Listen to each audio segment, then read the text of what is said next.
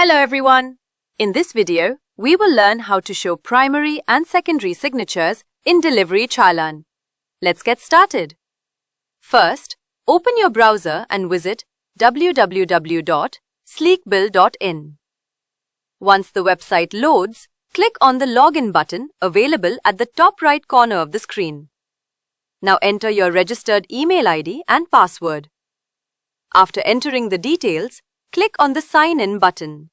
After successful login, you will reach the Sleek Bill dashboard. From the left side menu, click on Preferences. Inside Preferences, follow this path. Documents, Delivery Challan. Here, you will find multiple customization options related to Delivery Challan format. Now locate the option called Show Primary Signature. Enable this option to display the primary signature on your Delivery Challan. Next, find the option called Show Secondary Signature. Enable this option as well to display an additional signature on the Delivery Challan. After enabling both signature options, click on the Save button. Your settings will be updated successfully. That's it.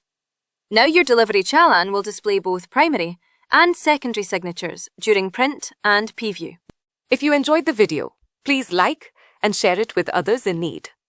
For more videos like this, click the bell icon and subscribe.